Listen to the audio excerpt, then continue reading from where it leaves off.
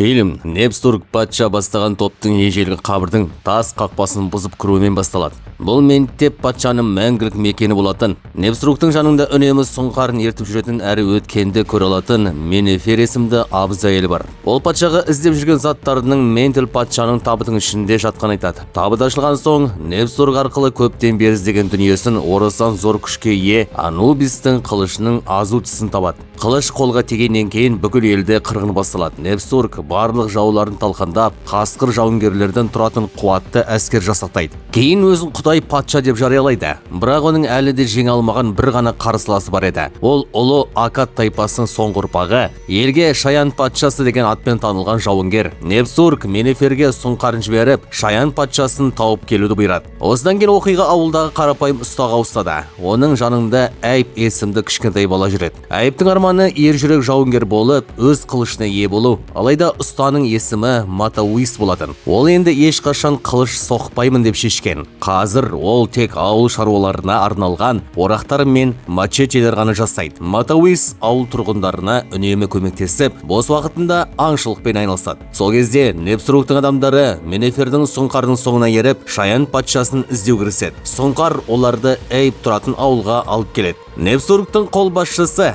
Кенса ауыл тұрғындарын тергей бастайды. Ол Шаян патшасын немесе Матауисті іздеп жүрген айтады. Бірақ Әйіптің әкесі олардың ешқандай патшасы жоқ екенін, әрі ондай адамды танымайтындарын айтып жауап береді. Іздегенін таба алмаған Кенса ауылды өртеп, Әйіптің әкесін өлтіруге бұйырады. Дәл осы сәтте кенеттен Матауис пайда болып, кескілескен шайқас басталады. Сол кезде оның шын мәнінде ұзақ уақыт бойы ұста кейпінде жасырынған атақты Шаян патшасы екені белгілі болады. Матауис ауыр жараланған кезде Әйіп оған қарай жүгіріп келеді. Бірақ Кенса баланы ұстап алып кепілге алады. Матауис баланы босатуды сұрап, оның орнына өзін тұтқынға алуды ұсынады. Алайда Кенса аса қатыгез еді. Ол жазықсыз Әйіпті өз қолымен өлтіреді. Ауыр жараланған Матауис тұтқынға алынып, Небстургқа жеткізілу үшін алып кетіледі. Түнде олар жолда аялдап демалады. Матауис қатаң күзетте болады. Бірақ белгісіз бір әйел барлық күзетшілерді жалғыз өз есінен тандырып, Матауисті құтқарып алып кетеді. Ол оны қауіпсіз жерге жеткізіп, жараларын емдеуге тырысады. Бұл әйелдің есімі Тала. Келесі күні таңертең Матауис есін жияды. Ал екінші жақта Кенса Небстургқа қолға түскен Шаян патшасының біреудің көмегімен қашып кеткен хабарлайды. Мұны естіген Небстург ашуға булығып, Шаян патшасын ең қауіпті жауы деп жариялап, қандай жағдайда болса да оны дереу өлтіруді бұйырады. Таламен бірге отырған Матауис өзін әлі де қарапайым ұстамын деп көрсеткісі келеді. Бірақ Тала оның шын кім екенін әлдеқашан білген болатын. Ол өзін Нубия патшасы Балтазардың қызы екенін айтады. Мұны естіген Шаян патшасы таңырқап қалады. Себебі Нубия патшасы оның ең сенімді одақтасы болған. Тала Небстургтың Анубис қылышының күшімен бүкіл Мысырды ғана бөктіріп жатқанын айтып береді. Оны тоқтататын жалғыз нәрсе жандар кітабы екенін түсіндіреді. Содан кейін ол Шаян патшасынан сол кітапты тауып беруге көмектесуді сұрайды. Бірақ Матауис бұл іске араласқысы келмейді. Сонда Тала қасқырдың басы бейнеленген сабы бар қанжарды шығарып, осы қарудың иесін өлтіруге көмектесем дейді. Шаян патшасы оны бірден таниды. Дәл осы қанжармен Әйіп өлтірілген еді. Тала оның тағдыры езілген халықты азат ету екенін айтып, өз міндетінен қашпауға шақырады. Ал осы уақытта Менефер тыңшы сұңқардың көз арқылы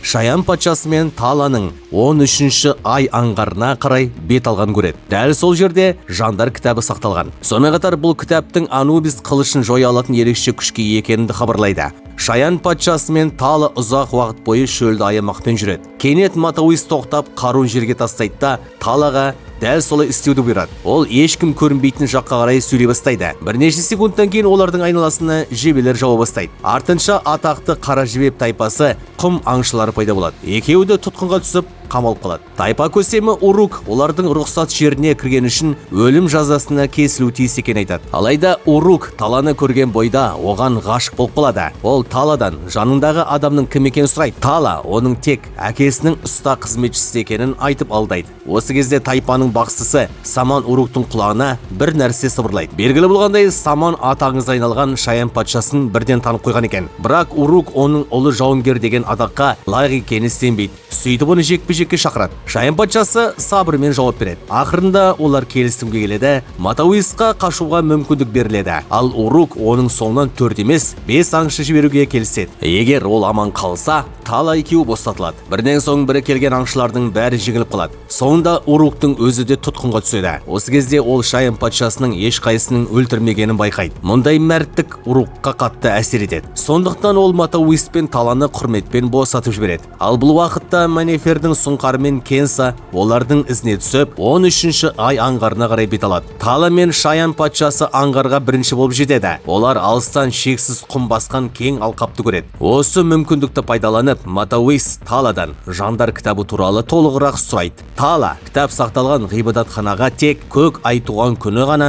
кіруге болатын айтады. Мұндай құбылыс 3 жылда бір-ақ рет болатын. Ал дәл бүгін сол түн екен. Ол мұның бәрін жақсы біледі. Өйткені оның әулеті перғауындар дәуіріне дейін осы кітапты күзетіп келген. Дегенмен олардың ешқайсысы кітаптың өзін ешқашан көрмеген. Тала ғибадатханаға негізгі есік арқылы емес, құпия портал арқылы кіру керектігін түсіндіреді. Олар ежелгі қақпаға келгенде Шумер жазуын оқи алатын Шайын патшасы порталдың үстіндегі жазуды оқиды. Жазуда пішінін қайталайтын жан деп жазылған еді. Тала ай сайын қайталанатын ай мен 3 жылда бір рет қайталанатын көк айдың байланысын түсіндіреді. Басқа ешқандай белгі болмағандықтан Матауис Тала алып жүрген көне шиыршықты оқиды. Онда тас ай табалдырығынан өткен соң солтүстік шығысқа қарай 400 қадам жүр деп жазылған. Олар көрсетілген бағытпен жүріп отырып, жұлдыз бейнесіне ұқсас дөңгелек тасты табады. Тала өзімен бірге алып келген тетікті сол жерге орната бастайды. Ол құрылғыны іске қосып жатқанда, Матауис портал үстіндегі жазудың мәнін ойланып тұрады. Кенет ол оның жай жазу емес, ерекше құпия код екенін түсінеді.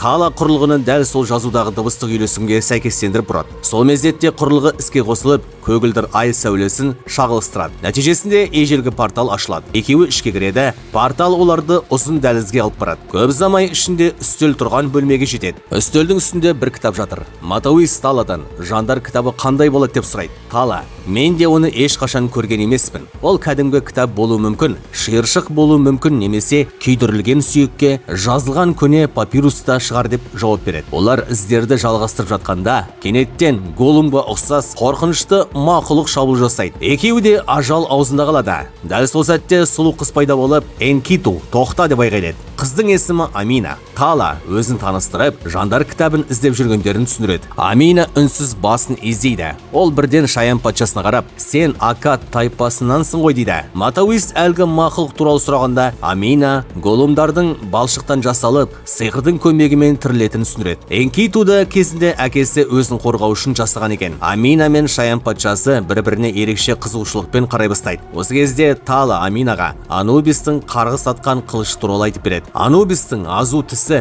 бүкіл Мысырды қанға бөктіріп, оны әлі күнге дейін ешкім жеңе алмаған еді. Тала Аминадан жандар кітабын беруді өтінеді. Бірақ Амина оларға көмектесетін ештеңе жоқ екенін айтады. Ол бұл жердегі барлық көне шиыршықтар мен кітаптарды оқып шыққанын, алайда олардың айтып жүрген жандар кітабын ешқашан көрмеген жеткізеді. Мұны естіген Шайын патшасы Таладан өзімен бірге алып жүрген көне шиыршықтан тағы бір белгі іздеуді сұрайды. Шиыршықта жандар кітабы Алебастр пергаментінде жазылған. Оның тыйым салынған мәтіні тек көк айдың сәулесінде ғана көрінеді деп жазылған екен. Тапқыр Шайын патшасы бірден көгілдір ай сәулесіне назар аударады. Ол Аминаның қолына қолын созған кезде Энкиту ашуға болған. Бірақ Амина оны тоқтату үшін қолын көтерген сәтте бәрі анық болады. Жандар кітабы ешқандай кітап емес, ол Аминаның өзі. Амина денесіне Анубис қылышын құрбаны болған барлық адамдардың есімдері жазылған айтады. Ол олардың жан дауыстарын естіп, қаза тапқан адамдардың жүздерін көре алады. Осы уақытта Кенса жасағымен қара жебе тайпасының жеріне жетеді. Оларды бірден Урук пен оның жауынгерлері тоқтатады. Кенса Урукқа ақша ұсынып, 13-ші ай аңғарына өткізіп жіберуін сұрайды. Алайда Урук: Шайын патшасы маған алтынымен емес, батылдығы және құрметімен ақы төледі деп жауап береді. Кенсаның тәкаппар сарбаздарының бірі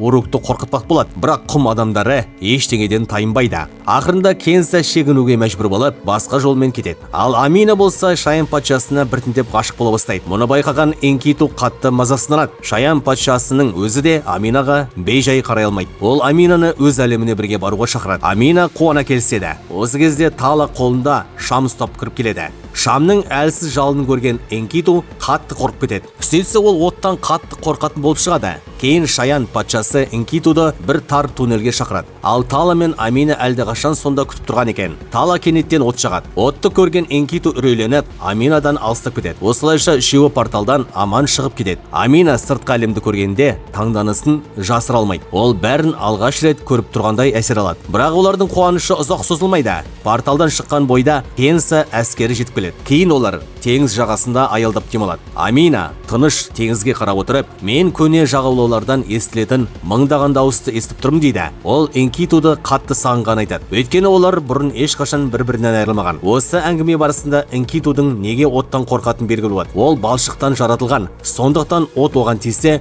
бірден тасқа айналып кетеді. Олардың тыныштығын тағы да Кенсаның әскері бұзады. Шайқас қызып жатқан кезде кенет Энкиту келіп жетіп, достарына көмектеседі. Оның күшінің арқасында Кенсаның жасағы аз уақыт ішінде талқандалады. Кейін бәрі бір қалаға келеді. Кенса адамдарымен бірге көшеде өтіп бара жатқан жұртты бақылап жүреді. Ал Шаян патшасы мен серіктері қалаға жасырын киіп кіреді. Шаян патшасы Кенсаның осы жерде жүргенін байқайды. Сөйтіп Талаға аттарды сатып, теңізден өтетін қайық жалдауды тапсырады. Өзі болса, Әйіптің өлімі үшін кек алу мақсатында Кенсаны іздеп кетеді. Тала төбелестерді көріп, Энкитуды тауып алады. Аминаны айлаққа жеткіз деп бұйырады. Ал өзі арбамен Шаян патшасына көмекке асығады. Осы уақытта Небстург Нурбияның тақ мұрагеріне шабуыл жасап, оны өлтіреді. Теңізде келе жатқан Амина кенет, менің ағам ел үшін ар намыспен шайқасып қаза тапты дейді. Ол Таладан сабыр сақтап күресті жалғастыруын сұрайды. Тала Шаян патшасына келіп, енді Нурбияның жалғыз мұрагері менмін. Патшалығым жоқ, патшайымға айналдым, дәл сен секілді дейді. Ұзақ сапардан кейін олар Ментеп патшаның ежелгі қабіріне жетеді. Жандар кітабының шындығы ашылғанымен, олар енді Анубис қылышының қарғысын жоятын соңғы құпияны іздейді. Қабір бұрыннан тоналған болып шығады. Оттан қорқатын Энкитудың көзі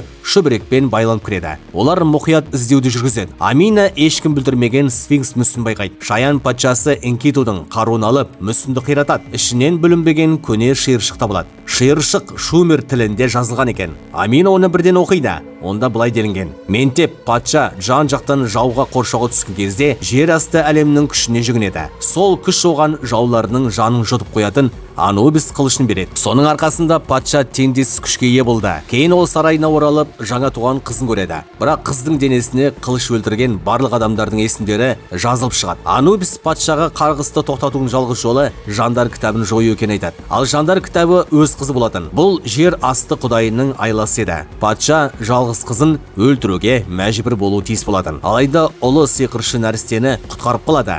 Ал Ментеп патша қылышты өз жүрегіне сұғып, өзінің жанын жандар кітабына енгізеді. Осылайша олар қорқынышты шындықты біледі. Амина ғасырлар бойы өмір сүріп келе жатқан Ментеп патшаның қызы. Демек, қарғыстың жоюдың жалғыз жолы Аминаны құрбан ету. Осы құпия ашылған сәтте Кенса әскері келіп жетеді. Ұйықтататын удың көмегімен Шаян патшасын есінен тандырып ұстап алады. Ал Урук өз жерімен өтіп бара жатқан әскерді көріп, Шаян патшасының қолға түскенін бірден түсінеді. Бірақ әзірге араласпайды. Ес-түссіз жатқан Шаян патшасын алып тастардың арасынан шынжырлап тастайды. Небстург, Кенса және Менефермен бірге келеді. Ол тәкаппарланып, Шаян патшасымен жекпе-жекке өткізгісі келеді. Оянғанда маған хабарлаңдар дейді. Менефер оны бірден өлтіруді ұсынады. Бірақ Небстург, қасқыр жауынгерлерім оның шайқаста өлгенін көргісі келеді деп бас тартады. Ол жараланған қарсыласын әлсіз санайды. Ал Тала тұтқынға түскен Нубия сарбаздарына барып, енді мен сендердің патшайымдармын, соңғы шайқасқа дайын болыңдар дейді. Небстург Аминаның нағыз жандар кітабы екенін білген соң, оны отқа өртеп құрбандыққа шалуды бұйырады. Салт жоралға басталады. Осы кезде Тала өз қабілет арқылы Шаян патшасын оятуға тырысады. Ақыры ол есін жиып, шынжырларын үзіп шығады. Шаян патшасы дәл уақытында жетіп келеді. Ол достарымды босатыңдар деп айғайлайды. Небстург орнына тұрып, оны жекпе-жекке шақырады. Дәл осы сәтте жартастың үстінен Урук бастаған құм жауынгерлері де көмекке келеді. Екінші жақта Энкиту алып күшінің арқасында шынжырларын үзіп, барлық тұтқындарды босатады. Кейін ол Аминаны құтқаруға ұмтылады. Бірақ Небстург оған Анубис қылышын сұғып үлгереді. Сонда Энкиту қарғыс атқан қылышты екі қолымен қысып ұстап алады. Ол қылышпен бірге өзі де бірге жойылуға бел буған еді. Ал Шаян патшасы кезінде Әйіпті өлтірген қанжарды пайдаланып, Кенсадан кейін қайтарады. Одан кейін Небстургпен болған соңғы шайқас өмір мен өлім айқасына айналады. Ақырында Шаян патшасы Небстургты жеңеді, бірақ Анубис қылышы әлі де оттың ішінде бүлінбей жатыр. Осы кезде Амина оған қарап, қарғысты тоқтат дейді. Шаян патшасы мұңайып, мен саған зиян тигізгім келмейді деп жауап береді. Бірақ Амина шешімін әлдеқашан қабылдап қойған еді. Шаян патшасы қылышты жоғары көтергенде, Амина өзі алға қадам басып келеді. Қылыш оның денесіне тесіп өтеді. Бірнеше секундтан кейін Аминаның денесі желге ұшқан құм секілді баяу ыдырап жоқ болады. Осылайша Анубис қылышының ғасырлар бойы жалғасқан қарғысы бір жолы жойылады.